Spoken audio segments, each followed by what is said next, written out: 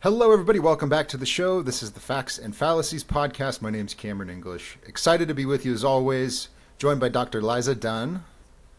Hello. How are you today? I'm fine. How are you? I am terrific. I'm getting old, and the reason I know this is my wife buys me Hawaiian shirts, and I don't go, ew, gross. I go, where are my flip-flops? It's time to go to the pool. Anyways, middle age rules. I'm having a great week. Thank you so much. We have a special guest joining us. We've been breaking from our format where we talk about science news stories, but I'm kind of digging this because we're talking to really interesting people. Jacob, I'll let you introduce yourself. You're one of my go-to experts when it comes to drug policy, though. Your work is excellent. So tell people about what you do and what you've been working on recently. Hi. Well, my name's Jacob James Rich. I'm an analyst at Reason Foundation. I'm also a PhD student at the Case Western Reserve University School of Medicine. Great school, too many words. And long story short, I basically look into whether healthcare interventions achieve their goals.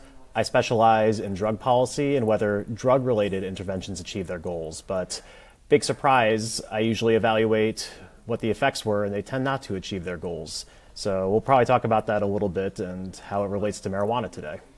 Yes, of course. Thank you for that helpful seg. So Alex Berenson, former New York Times reporter, novelist, incendiary figure, to say the least. I think most people probably know him from his commentary about the COVID shots, which is, depending on your perspective.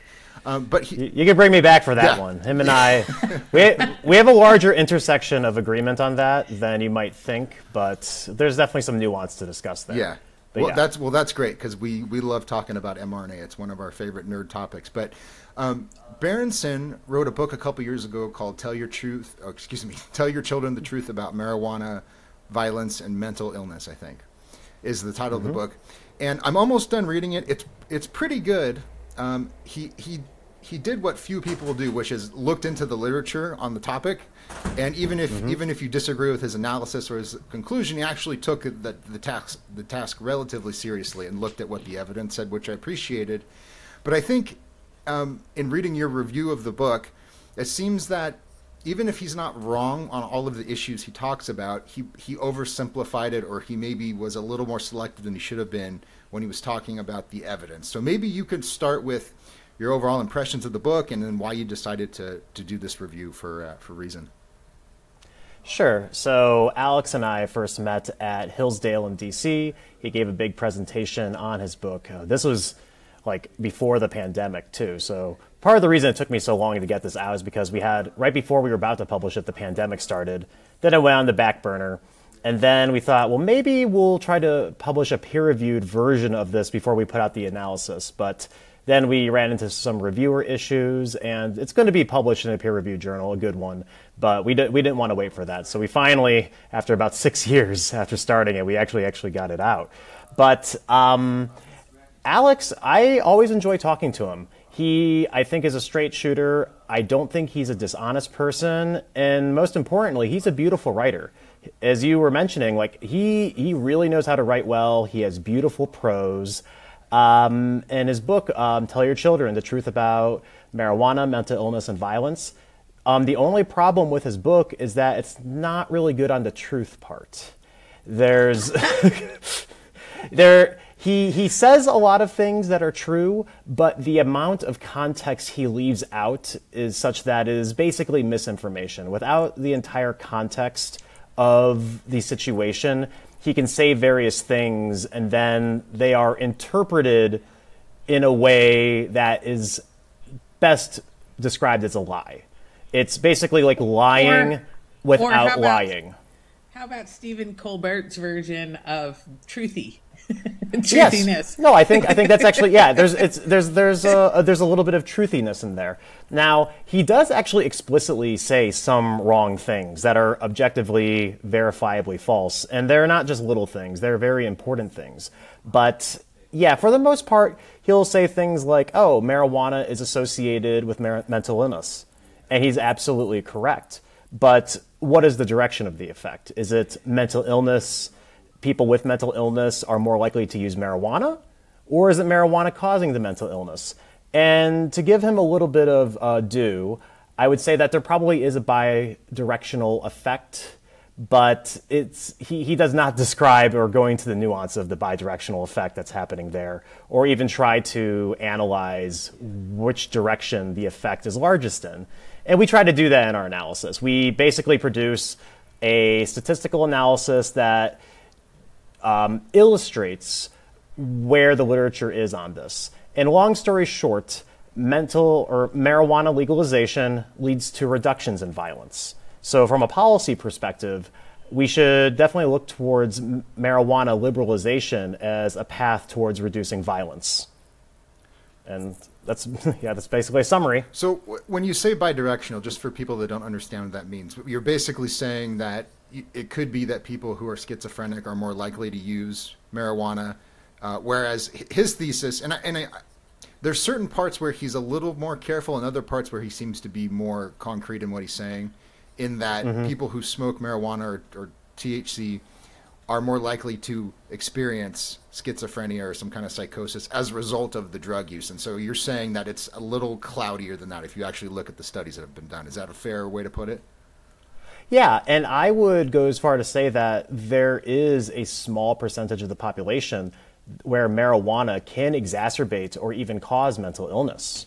We see that with all sorts of substances, right? You can see that with alcohol, you can see that with amphetamines. So marijuana is not unique in that it can't cause mental illness. It's just that it's so rare that it's really not measurable from a public health perspective when you're looking at the proxies of what mental illness causes. So if marijuana is causing mental illness, and if these mental illnesses are associated with violence, well, then why is violence dropping in states after marijuana is legalized? And one reason why I'm a little bit suspect of the relationship between marijuana causing mental illness is because marijuana legalization causes more people to use marijuana. And that's just an economic idea, right? If you reduce the cost of use, more people are going to use. So yes, when you make it easier to use marijuana, more people do use marijuana, and the people that use marijuana do use it more often when you legalize. However, marijuana legalization is not associated with increases in mental illness. And that's actually how you would try to evaluate the causality of this. If you have some sort of instrument or some sort of variable that you know is associated with marijuana, if it's not associated with what a marijuana is correlated with, that's evidence against marijuana actually causing. And I think that you've seen this kind of thing illness. In multiple, like you were saying earlier, multiple different drugs of abuse and use. So one of the classic things that you hear about LSD, for example, is that it triggered all sorts of psychotic episodes in young people, and that's why it became a Schedule I drug. The to hallucinate. But that's the purpose of that drug, right? Definitely. But psychotic episodes in schizophrenia and bipolar disorder are very rarely visual hallucinations, and the visual hallucinations associated with LSD use are very, very different than the what psychotic people experience. So, but to your point, I think that very much like vaccines, the association between vaccines and autism, you get a batch of vaccines at age 2, and that's when you start seeing some of the features of autism in language development. So I think that, so people have made the leap that vaccines are causing autism when it's actually just these two things that are occurring kind of at the same time. Same thing with drug use. You tend to see drug use start at around the same time that psychotic episodes start emerging. So I think that there's not great evidence that drug use in and of itself is causal for psychosis, but you often have kids experimenting with drugs for the first time around the same time that the psychosis really starts to declare itself. So it's a hard thing to tease out. Definitely. Yeah. As you were saying, so young men, late teens, early 20s, this is when a lot of schizophrenia diagnoses happen, right? And that's also when young men start using drugs. So you can definitely see, so obviously there's going to be some sort of correlation there. And then people who suffer from mental illness, they're often from disadvantaged backgrounds. Their mental illness provides a disadvantage on of itself, right? So they're also more likely to be using these drugs as well. So really teasing out the direction of this effect is difficult. I will say, though, that one thing we mention in the book is that you need to be careful about anecdotes. Berenson actually says in the book that he says anecdotes because anecdotes are important. And anecdotes are important, but if you focus on one anecdote, you basically ignore all of the other anecdotes of the data, because data is basically just a whole bunch of anecdotes together. So by looking at just one case, you're ignoring all of the other cases. But sometimes you look at anecdotes and you only need one anecdote in order to show that there's at least a possibility of an effect. And the reason why I bring this up is because I have a very close family member who suffers from mental illness. And whenever he uses any sort of intoxicating substance, whether it's alcohol, marijuana, and unfortunately other types of drugs, he goes nuts. He is absolutely not capable of handling any sort of intoxicating or mentally changing. Is that the word I would use? Mind-altering. Not mind-altering, yeah, mind-altering. Any sort of mind-altering drugs. And I think there are people like that, and there are people who, if they use them, could possibly cause some permanent damage because it could be a very traumatic experience when they use the drugs. So I don't want to go as far to say that, like, marijuana never causes mental illness, but for that to be a reason to resist the liberalization of the drug, it's not common enough in order to actually have a policy against liberalization, if that makes any sort of sense. Yeah. Well, let me ask you this, because this is something that I've seen, not everyone, but I've seen a lot of harm reduction advocates either paper over or even, minimize some of the negative externalities of drug use. And I think you avoided that really well in this review that you wrote, because you said, I'm going to give the devil his due. He's right about this, and here's where he missed the mark. But one of the examples I've heard from ER physicians like Liza is that when states legalize drug use, I see an increase in cannabis-related emergency room visits. I see people show up with cannabis hyperemesis syndrome, and they're screaming and puking on the floor. So that, in other words, that's a real thing. In your anecdote about your family member, these people are out there. Maybe not everyone that uses marijuana is going to have that degree of a response to it, but it does happen. So the question for someone like you, as I think you're a legalization advocate, if I'm not mistaken. Yeah, we should legalize heroin and fentanyl too. Okay, yeah, you're going to make lots of friends. Yeah, both sides love me. So, yeah, well, in other words, the question is, because I would largely agree with you that I want to decriminalize drug possession. I don't want to put people in prison for smoking pot. I think that's insane. I agree with that, yeah. Nevertheless, though, there are public health and public safety considerations that often get overlooked. So that would be my question to you. How do you look out for the people who are at an elevated risk for a negative or an adverse reaction to marijuana or some other drug when you have this broad liberalization that occurs? I mean, we already see what happens with this with alcohol, right? You're able to identify these individuals and you're able to get them help. And Alcoholics Anonymous, all sorts of different organizations are very good at giving people help. And it's very difficult for people to seek help when they're in an illegal environment, where them coming out about their drug use can be incredibly detrimental. And it's really not as simple as just looking at prison or potential jail time. If you're a drug user, you're basically a second-class citizen. If you use marijuana, no matter what the state says about your marijuana use legalization status, it's federally illegal, and you're not even allowed to own guns, right? Like, there's various federal laws that can be used against you in all sorts of ways. So there's if you're, it's almost like and also what I'm trying to get at is like any sort of like addiction diagnosis when it's used with drugs is kind of equated to a mental illness. And then all the consequences of being diagnosed with a mental illness, which also includes not being able to own guns or do similar types of activities, comes upon you. So with marijuana not being legal, it's very dangerous for people to seek help if they need it. And it goes in both ways, right? The sword cuts in both ways, because if you legalize marijuana, use of marijuana will go up, and then people who potentially would not have used in the environment of it being illegal might actually have problems, but then everyone who has a problem is more likely to seek help. And I think if you think about it economically, you would actually lean towards legalization being better because people who have problems are less likely to stop in an illegal environment, right? The marginal user is someone who probably doesn't have a problem. The marginal user is like, oh, it's illegal. Yeah, I'm not going to use it. Oh, I have to drive far to get it. I'm not going to use it. But people who have real problems, the legal status means nothing to them. And those are the people who need the help.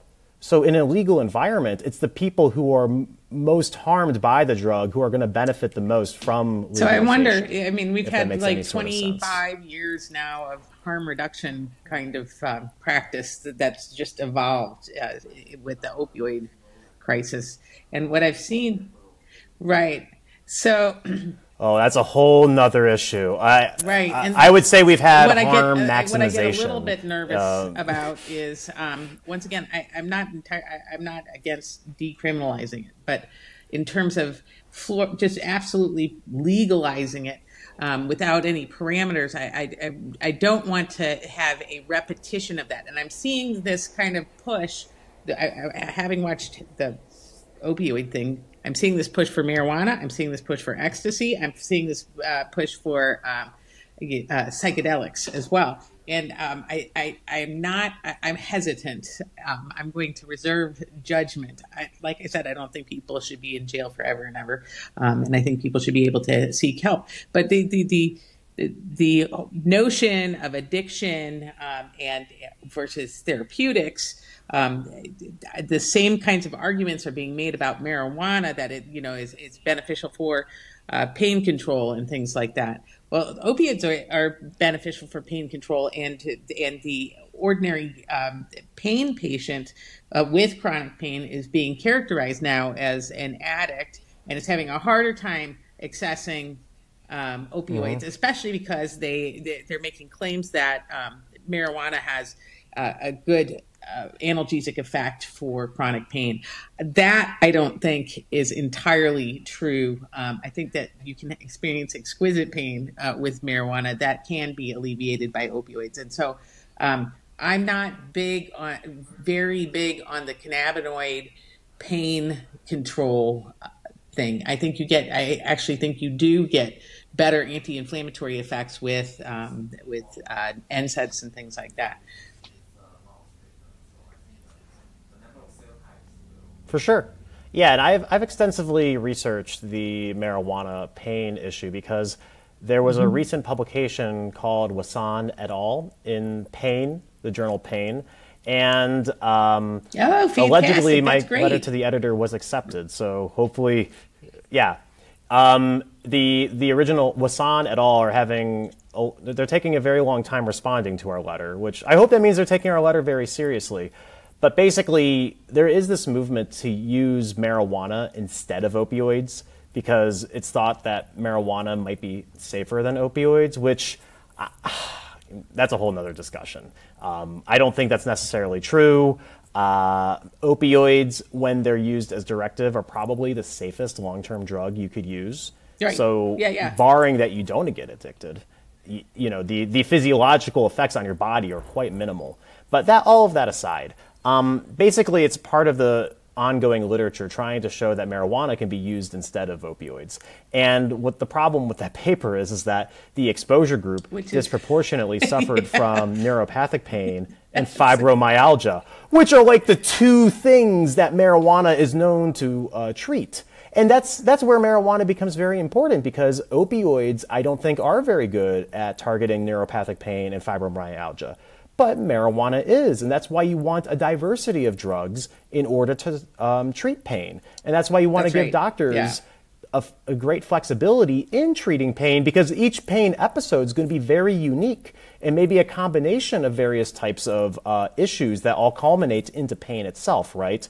So marijuana does have a very important place in pain treatment, but in no way can replace everything else that we use.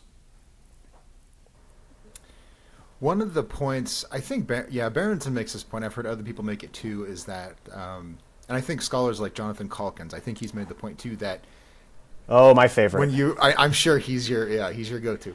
One of the points I get along with all of these guys too, but I remember him and I were at AEI, and I brought up a question at AEI, and I'm like, "Hey, doesn't marijuana legalization like lead to violence?" And he kind of like yelled at me, and he was like, "No, it doesn't. Marijuana the illegal status of marijuana does not bring on violence." And then like a year later, he's like, "Oh, I was wrong," and I'm like, oh, "Okay, well, I'm glad you're familiar with his work." But one of the points he's made, and I bring him up because he's published in the literature, right? I don't want to be like, well, my friend Fred says he's everywhere. Yeah, but one of the points that he's made is that once a drug is legalized, you can scale up production, and what we've seen, at least here in California, for example, with marijuana, is you can make it much more potent.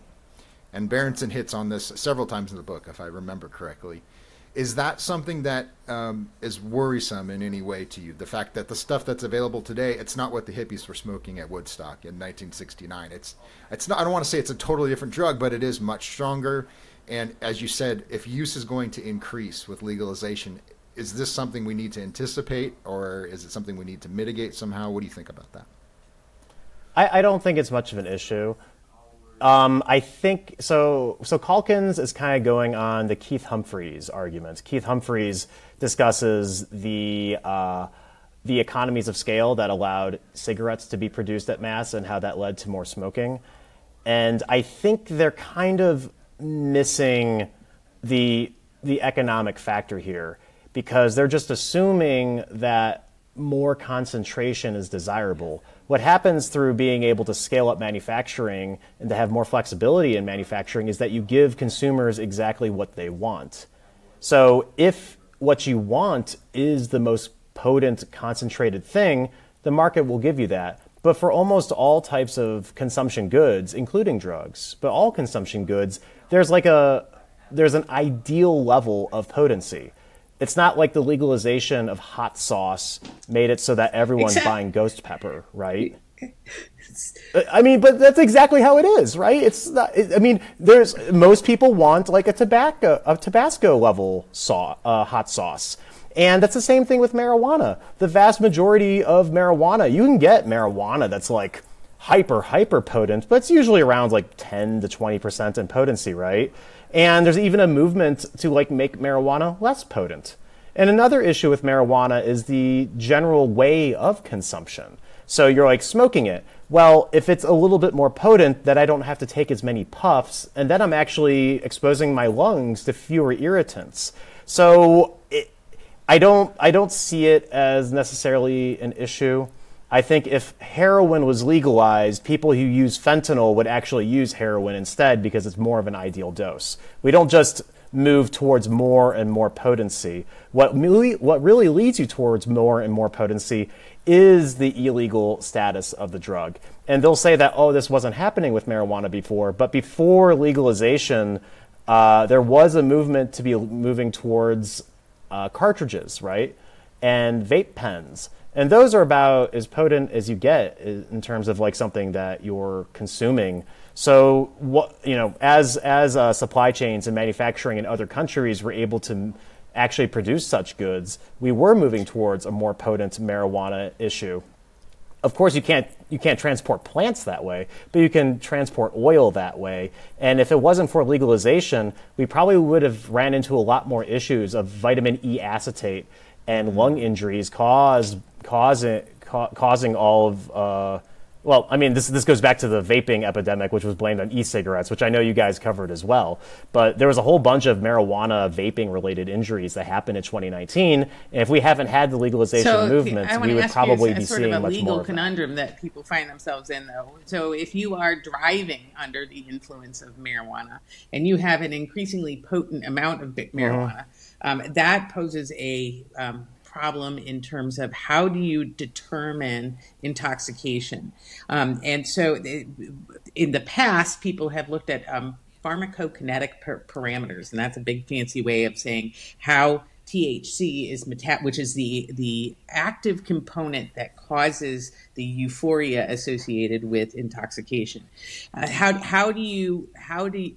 measure of THC equals intoxication, and how long does that last? And so it's fascinating because people who are chronic smokers of marijuana, theoretically, there's an 8-hour window in which you can do some measurements to determine whether or not there's a level at which somebody is intoxicated or not, that the parent compound is metabolized, but it also gets stored in fat. So chronic smokers actually can have a higher level of active ingredient for a long time stored in their fat tissue, which is leaching out. And if you are, what brings me to this is I had a sad case where a kid who was about 16 years old, had just gotten his driver's license, did a one hit of marijuana when he woke up. And around noon, he's driving his car and an unhelmeted motorcyclist crashed. He was at a stop sign, thought that the motorcyclist was veering off to the right because the guy had a broken arm and thought he was getting off the highway. Crossed the intersection, the motorcyclist hit him and died at the scene. He had a very low level of marijuana in his system, and because it was a felony anyway then, but he wound up getting into all sorts of legal trouble for it. It's unlikely that this guy was technically stoned when he was driving, given the length of time there was between the one hit and then the accident. But if you've got increasing potency and the not operating a vehicle while you're intoxicated and understanding that it bioaccumulates, how do you determine if somebody was intoxicated? I think that's another issue that throws some problem into this. It's not like alcohol. There's a cutoff in alcohol, and it's funny. You can have a high level of alcohol above 0.08 and actually not be intoxicated because you've got tolerance. And I won't get into the biochemistry of tolerance, but physically you may be totally with it. And if you are a true alcoholic, as your alcohol level drops, you can develop the DT, so you can actually become impaired if you are a true alcoholic at a low level of alcohol. I don't think we understand the sort of parameters of how THC is mind altering and what levels make that happen and how that gets worked through the body in enough detail yet to be able to determine whether or not somebody is intoxicated for driving purposes. Yeah, so intoxication laws for all substances are somewhat arbitrary. And I mean, they really are, right? They often don't have much, the measurements that are used often don't have much to do with how intoxicated you are or your capability of driving. And the reason that is because they need to make laws very simple for people to follow. And if you just draw a very low threshold of 0.08 and say everyone has to be under 0.08, you're generally going to have a population that's driving safely from an intoxication standpoint. Now, are there a whole bunch of people who end up getting screwed because they're at 0.09 and they're completely fine and not a problem on the road? Yeah, that happens all the time, and it's evil.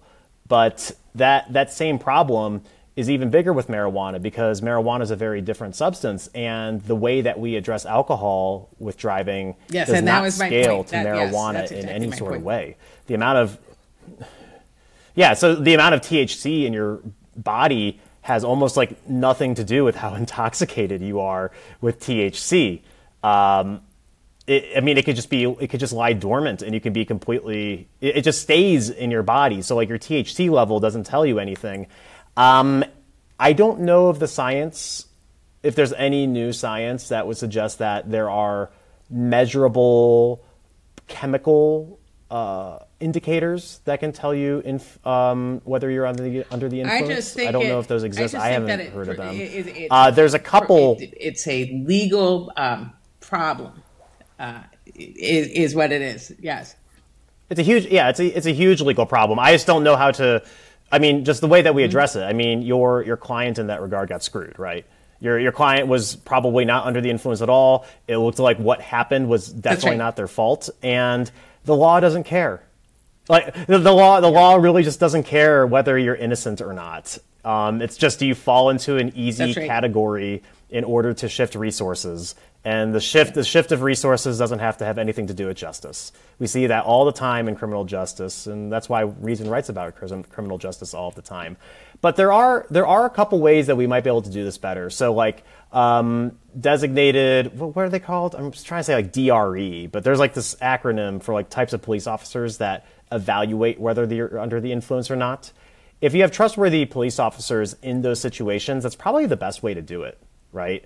Just to like have an expert look at the person and like monitor them and say like, okay, is this person inebriated or does this person look like they're capable of driving?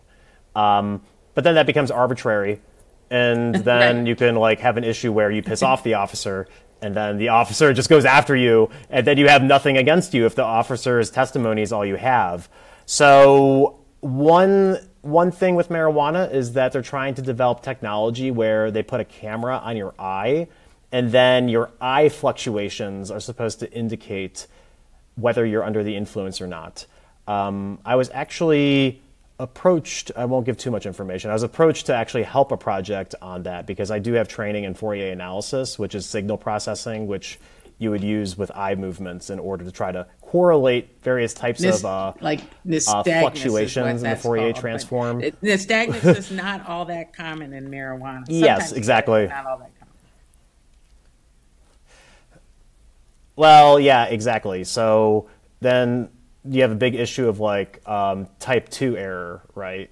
Yeah, and then if you have like too much type 1 or type 2 error, then it's not even a product that is useful, because then a bunch of people who are under the influence are going to walk free, and then a whole bunch of innocent people might get in trouble, and then what are you even doing there? So I don't know. I don't know what to do about intoxication and driving marijuana. What I would probably do is just privatize all the roads and then let the people who own the roads figure it out. That's what we need to do. Make Murray Rothbard potentate of the world, and we'll just have anarchy everywhere. That would be awesome. Yeah, the insurance companies will figure it out. Well, in a seriously, when it comes to the legalization, how do we get there? So Portugal seems to me like maybe a reasonable sort of middle ground or a way forward, what have you. I've heard Sally Satel talk about the use of drug courts, maybe expanding the use of drug courts for people who actually commit drug-related crime, as opposed to the guy that you see smoking pot on the street. You know, that guy doesn't need to go to prison. But if somebody, neglects their children or something, right? Maybe that can be a vehicle for treating their drug abuse instead of just going to prison. What do you think some approach like that, like a stepwise way, is the way forward? Or do you just want to go overnight, everything's legal, have a nice day? We should pursue marginal revolution, right? Okay. So there's this wonderful book called The Oxford History of the American People, and it says the reason why America worked and the French Revolution didn't is because the American Revolution wasn't a revolution. It was actually a very slight adjustment to the political processes and institutions that existed before it, and then he kind of went on a slow change. So do I want a world where fentanyl lollipops are sold to kindergarten? Not actually. No, I don't actually want that. No, but do I want a world where where like adults can legally purchase heroin? Yes. But if our process in getting there is destructive, you might sabotage getting to that world. So I think we want to slowly push towards liberalization. Now, Sally Satel's idea with the drug courts. Yeah, I think anything, if you're hurting someone, including your children, the state's allowed to punish you, right? And if the state wants to be more creative than throwing you in jail, and then putting you through a process that involves you addressing your drug use, sure, I think that's completely fine. And even in my libertarian paradise, that would be completely fine. But people who aren't harming people, they should have the freedom to do what they want. Does that make sense? Yeah, I get it, and as a principal, I really appreciate it. But I think what's happened as I get older and have young children is that the equation is a little more complicated. Is all. It's not that it's good to throw people in prison, and it's, who cares if they're intoxicated or not? Just arrest them. Like that's destructive in the opposite direction. There's a ditch on both sides of the road, as the saying goes. Sure. And God willing, I'll have children eventually as well. But I feel like the landmines for children are the things that are legal are actually like a bigger issue, like running into graphic content on the internet. There's just so many other landmines that are legal that I think are much more of an issue that I would actually be caring about versus like whether they would start shooting heroin. Yeah, you won't get any argument from me on kids having access to porn. I think that's really troubling. But all I was getting at is sometimes I put myself in this category for many years, right? Especially in libertarianism, there's this tendency to have these ideals and this beautiful theory that makes perfect sense until you have to grapple with reality. And I think even if you're not you personally, but like even if you're particular, like, well, let's just privatize all the roads, even if that's the way forward, getting there from where you are right now, say in Oakland, California. You don't just sell them all to Jeff Bezos. Right. Honestly, he would probably do a good job, though. That's not the worst idea. I think even Domino's was going around fixing potholes so they could give people pizza. Mm-hmm. There are ways, in other words, there are ways to do things differently, and I'm totally okay with that. And I this is why I liked your review and what you're saying here is you're thinking about how do we get to where we want to be from where we are, instead of saying, right, well, in this book I read, there's this great explanation, and if everyone agreed with it, if everyone just read Ludwig von Mises, we'd be good to go. And that's not the world we live in. I don't know if that makes sense to you, but no, it does. And let me elaborate on that a little bit. So the reason why I'm so gung-ho on this opioid policy is because I'm not really worried about it. Almost all people I know, if like heroin was legalized tomorrow, they wouldn't go out and use it. I think the prohibitionists really overestimate how much of a problem legalizing marijuana, legalizing heroin, and those types of drugs would be. I don't think the world really looks much different after that, which is why why it's so fun for me to be an extremist on this issue, because it's really like a benign problem. The availability of these substances to adults is somewhat benign. Now, where we might run into some issues is if we legalize cocaine. I'm going to totally push back on you. No. Oh, man. Woo! I mean, people love cocaine, and I could totally see them going to the cocaine bar right next to the alcohol bar, and they start snorting it down. They're getting into fights, and it'd be a hot mess. First of all, cocaine is a Schedule 3. It is used therapeutically because I think the Schedule 3. I'd have to look. I thought it was Schedule 2. Yeah. It's Schedule 3. Either way, it's legal, and it's used medicinally. Okay. Either way, it's legal cocaine somehow. It's got vasoconstrictive properties, and it can be used as a local anesthetic. So it's very good for your nose is very vascular, and so it bleeds a lot if you have an ENT surgery. So one of the things that it does is it vasoconstricts there and gives good local anesthesia. So that's why a lot of ENT procedures liked to use cocaine. They use it much more sparingly now, but liked to use cocaine for these often very bloody procedures. So cocaine can be used therapeutically. I have seen firsthand lots of people who've used cocaine in the emergency department, and lots of people who have used heroin in the emergency department.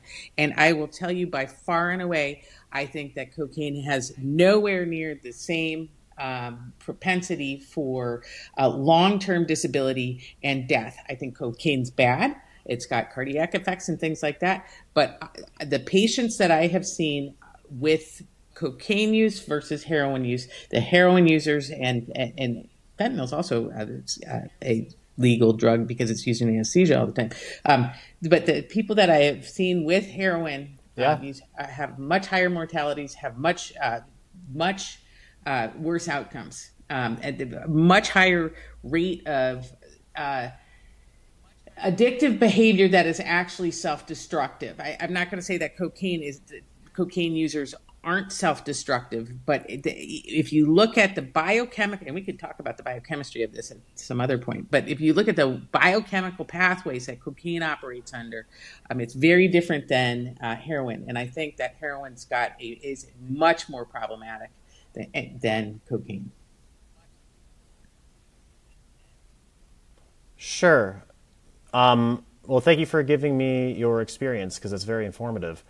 Do you think there's any selection at play with that observation, where like people who use cocaine might be from on average a higher not at all. socioeconomic if you status? think about the crack cocaine epidemic in the inner cities, that's Utah. In fact, we in Missouri didn't start seeing a lot of heroin until after 2003. There was some, but not a lot. We saw cocaine all day long, every day. And once again, those patients can have cardiac issues. They can have, hypertensive crises and things like that. But the difference in their ability to have a normal conversation and be mentally with it is much different than somebody on heroin. Heroin, in my mind, is much more problematic than cocaine. Interesting. The reason why I said those things about cocaine is because of what I was alluding to earlier, where the physiological effects of opioids, if you're not neglecting other parts of your life, should be minimal, versus, as you were alluding to, cocaine. That can have, just from like normal cocaine use and not changing the rest of like how you live your life. That can have very detrimental long-term cardiac effects. And I was thinking about like conservatives love cocaine. There's one thing that's like the little secret that people will not talk about. The conservatives in DC just blow it down all the time. They love it. And I'm thinking, like, if this was legal, we'd be having heart attacks left and right. And then AOC would be president. Pablo Escobar was the seventh richest man in the world because of the American appetite for cocaine. And if you remember, there was very little heroin use in the 80s, especially because of the HIV crisis, and when people understood that HIV was transmitted through IV drug use, that really pushed the use of heroin aside. And in the meantime, cocaine use went way up, sky high in the 80s. So, but I really, the opioids that you're talking about with pills are very different. That is different than heroin. And I think that the people who I saw taking opioids as pills were not having sort of waxy rigidity, sitting in a street, not feeling any pain. I remember having dinner in New York City and then going down to the subway, and somebody says, "Help, help." And this guy who had been on heroin had tipped over into the subway path and was trapped. Was trapped between a subway car and the platform. And had he been over one more foot, he would have been cut in half. And so we pulled him out, and he couldn't. He had an incredible amount of analgesia. So because of his heroin. And you had a hard time examining him to make sure he didn't have any severe internal injuries because of this, right?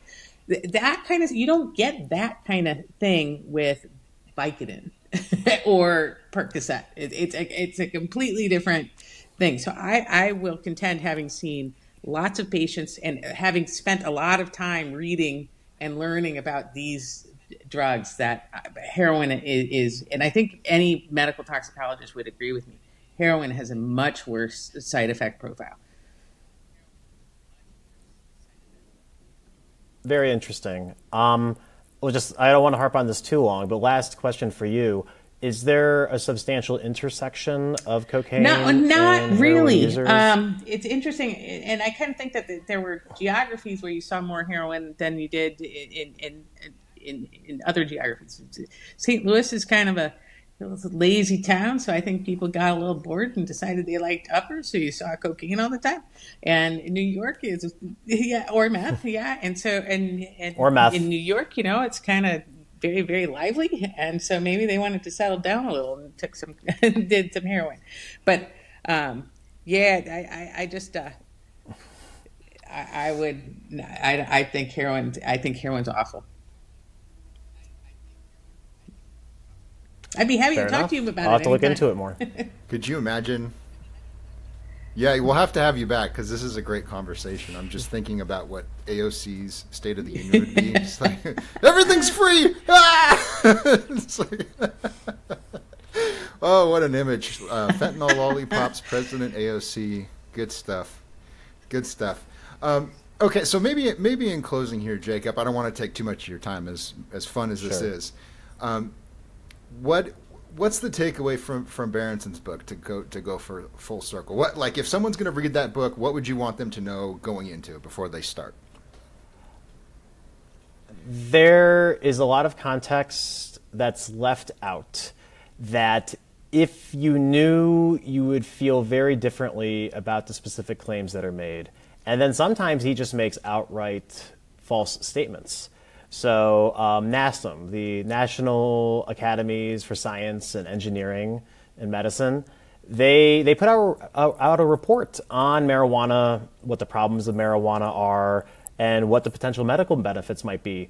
And he kind of rants about how, like, unless you're like wasting away with cancer or something like that, like marijuana basically has no benefits. And then he explicitly says, like, yeah, marijuana doesn't work for chronic pain or doesn't work for pain relief in any sort of way. And he says, oh, NASM found that doesn't happen. And it's like, oh, I actually printed it out. It's like literally the first line of the scientific thing. It's like, oh, there's conclusive or substantial evidence that cannabis or cannabinoids are effective for the treatment of chronic pain in adults. It's like the first thing, and I'm like, that's not an accident, Alex. You're better than that.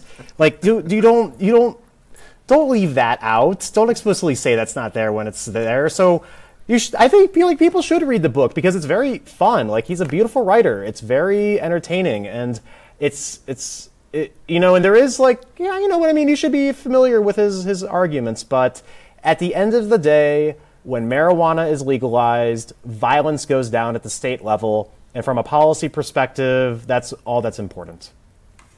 Very good. All right. Well, we're going to send people to your Twitter account. It's just at Jacob James Rich. It's your whole name just smashed together, no spaces. That's right, Jacob James Rich.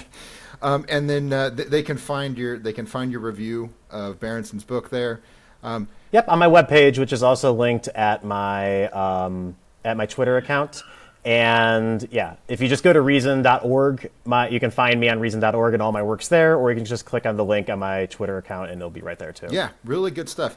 And I'd recommend it because you're willing to ask questions and challenge assumptions, as we've seen today, which is great. But, you know, there was, during the pandemic especially, I would see people just, you know, this is the party line, and you were like, I don't know, let's go look at the method section before we, you know, so I really appreciate that. So that's a whole nother conversation, and that's where people in good faith do disagree a lot. So after I do a little bit more analysis, I have some more drug things I have to get out of the way, but I'm actually going to do a review of what happened during COVID. Yeah, I want to relook at ivermectin and hydroxychloroquine. I want to look. Well, if that's what the data say, sure. But I've been hanging out with the Maha people a lot, and they seem pretty gun ho about it. So I'll let them know. Ask questions about ivermectin. The experts have determined the answers for you. Thank you.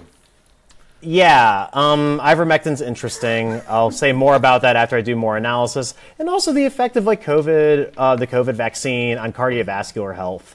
It seems like that actually was hidden from us. A lot of young men were harmed cardiovascularly from the vaccine. And I don't even know how to quantify it because everyone on both sides is crazy. So I can't. No, exactly. So it's like, okay, I actually have to calculate this myself because no one can be trusted. Both sides are wild. You're both, yeah. So I'm going to look at those types of things and get back to you guys. Very good. Well, you're welcome back. Oh no, I said sounds good. Sorry, Liza, I didn't mean to cut you off. If you want to say something. Okay. All right, we'll leave it there. Follow us on X as well. It's at Dr. Liza MD. I'm at Cam J English. Our spaces every Friday, 11 a.m. Central Time. We'd love to have you, Jacob. If you want to talk about drug policy, it's very lively. There's lots of interesting characters. There we go. So, Well, we could do vaping policy next. hey, there we go, buddy. That's where we're going. Yeah. Okay. Thank you all for joining us. We'll be back next week. Until then, have a lovely Bye-bye. afternoon, evening, wherever it is. Take care. Thanks.